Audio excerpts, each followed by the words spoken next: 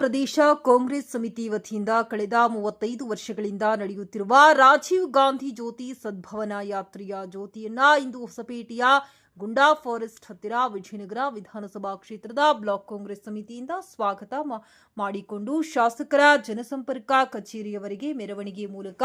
ಕರೆತರಲಾಯಿತು. ಈ ಸದ್ಭಾವನೆ ಯಾತ್ರೆಯು ದಿವಂಗತ ಮಾಜಿ ಪ್ರಧಾನಿ ಶ್ರೀ ರಾಜೀವ್ ಗಾಂಧಿಯವರಿಗೆ ಗೌರವ ಸಲ್ಲಿಸುವ ಪ್ರಯುಕ್ತ ನಡೆಸಲಾಗುತ್ತಿದ್ದು 2026 ಆಗಸ್ಟ್ 9ರಂದು ಶ್ರೀ ಪೆರಂಬದೂರು ಆರಂಭವಾಗಿ ಆಗಸ್ಟ್ 19ರಂದು ನವದೆಹಲಿ ತಲುಪಲಿದೆ.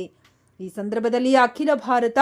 RGJY ಕಮಿಟಿಯ ಅಧ್ಯಕ್ಷರಾದ ಆರ್ ದೊರೆವೇಲು, ಹೊಸಪೇಟೆ ಬ್ಲಾಕ್ ಕಾಂಗ್ರೆಸ್ ಅಧ್ಯಕ್ಷರಾದ ರವಿಕುಮಾರ್ ಕಮಲಾಪುರ್, ಬ್ಲಾಕ್ ಕಾಂಗ್ರೆಸ್ ಅಧ್ಯಕ್ಷರಾದ ಅಲ್ಲಾ ಭಕ್ಷ, ಮಹಿಳಾ ಕಾಂಗ್ರೆಸ್ ಅಧ್ಯಕ್ಷರಾದ ಯೋಗಲಕ್ಷ್ಮಿ ಸೇರಿದಂತೆ ಮಹಿಳಾ ಕಾರ್ಯಕರ್ತರು, ರಾಮನಗೌಡ, ಪಂಪಾಪತಿಯು,